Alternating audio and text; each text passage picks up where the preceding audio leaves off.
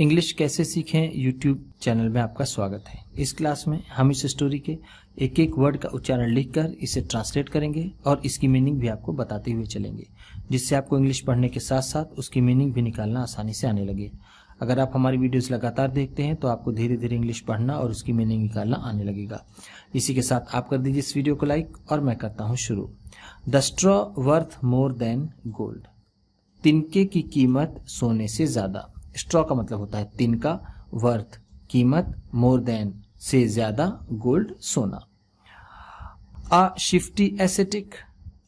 आ शिफ्टी acidic. एक संदिग्ध सन्यासी। शिफ्टी का मतलब होता है संदिग्ध, जो भरोसे के काबिल ना हो।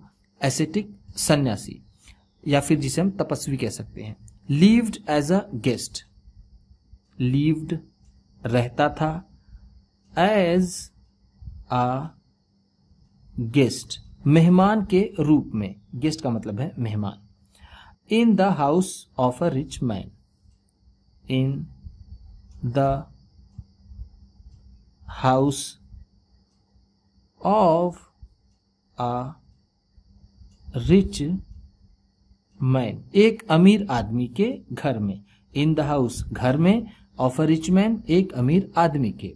वन डे, वन डे एक दिन। The king needed. The king needed राजा को जरूरत हुई। To hide a box. To hide a box एक बक्सा छिपाने की। Of gold coins. Of gold coins सोने के सिक्कों का। सोने की सिक्कों का एक बक्सा छिपाने की राजा को जरूरत हुई। Thinking that. थिंकिंग दैट ये सोचते हुए कि he was a Holi man.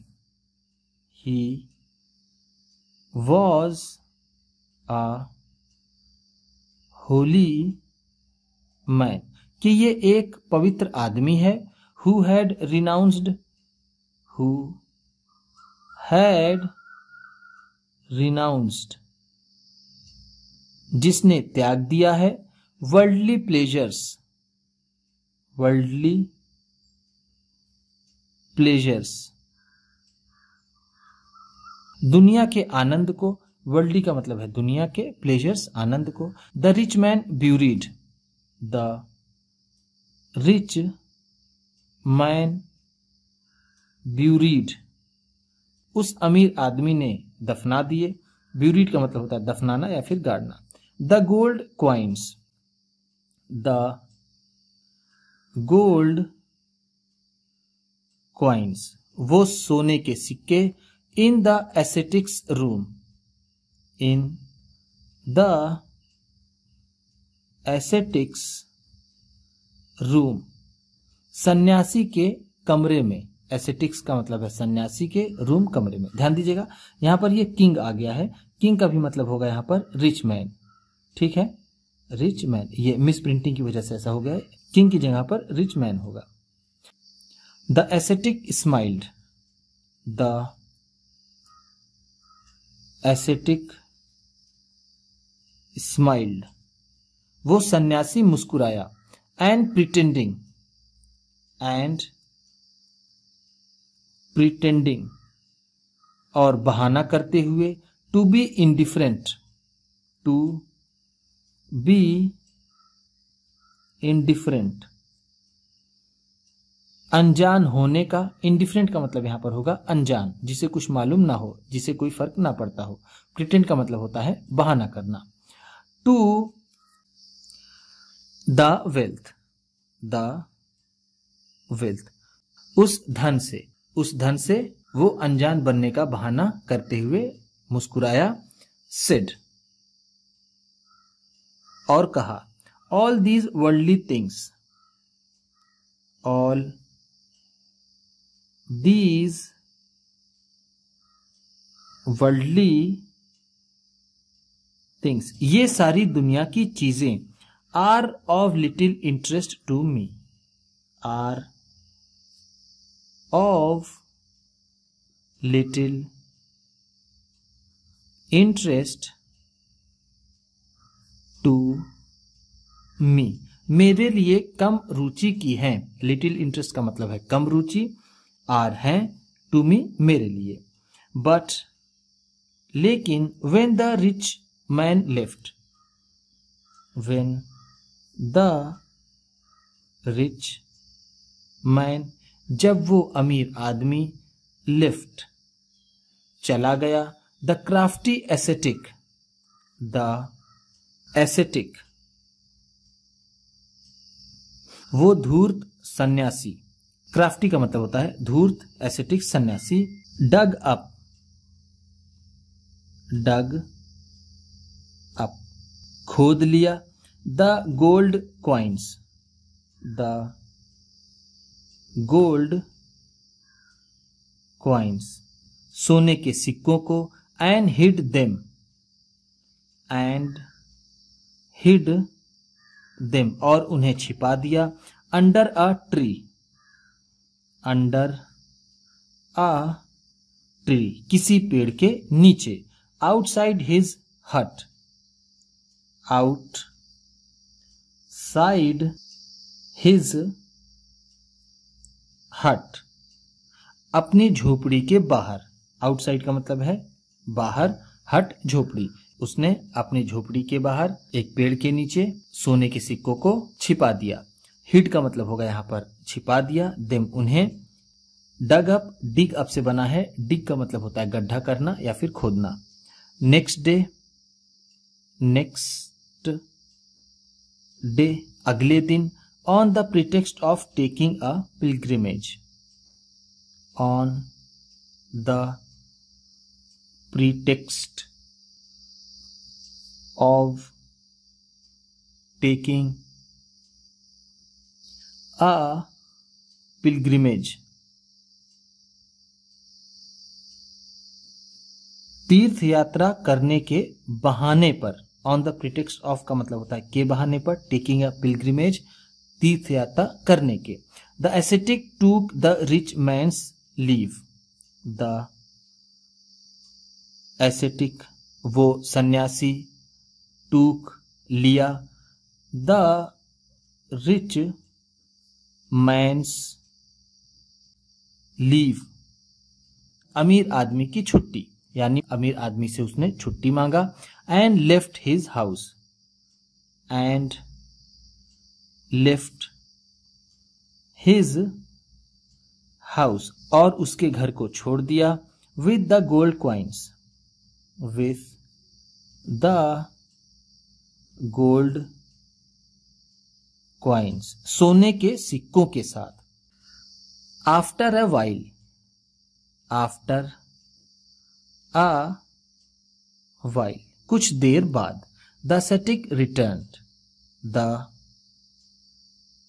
Acidic returned वो सन्यासी वापस आया, with a straw, with a straw एक तिनके के साथ, and handed it to the rich man, and handed और दे दिया, इट इसे, टू द रिच मैन उस अमीर आदमी को, सेइंग